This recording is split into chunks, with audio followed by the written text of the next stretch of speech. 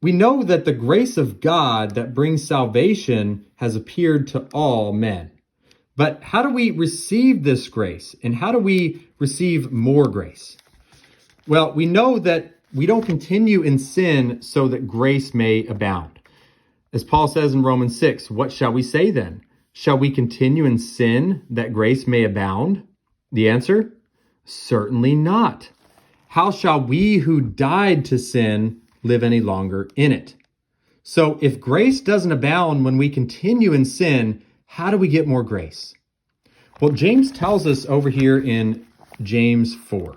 Look at this. He says, but he gives more grace. Therefore, he says, God resists the proud, but gives grace to the humble. So who are the humble and how do we humble ourselves? Well, we humble ourselves by submitting to God. He goes on and says, therefore, submit to God. We submit to doing things his way. We submit to in obedience to him. We submit to the will of God. Resist the devil and he will flee from you. Draw near to God and he will draw near to you. Cleanse your hands, you sinners.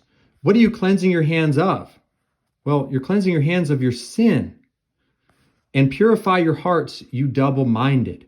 So you no longer have one foot in the world and one foot in the kingdom. You've made up your mind as far as which master you're going to serve. Like Jesus said, you can't serve two masters. Lament and mourn and weep.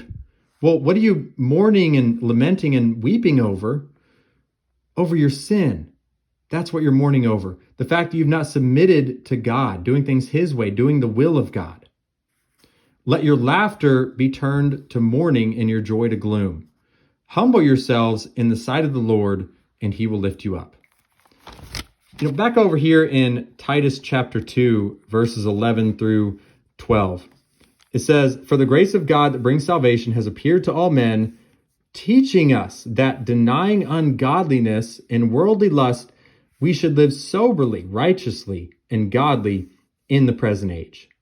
So again, if grace doesn't abound so that we can continue in sin, then how do we receive more grace?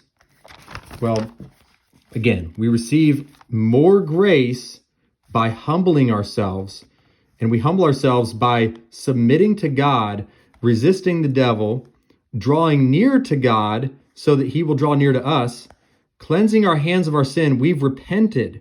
We're no longer in sin, purifying our hearts so that we're no longer double-minded.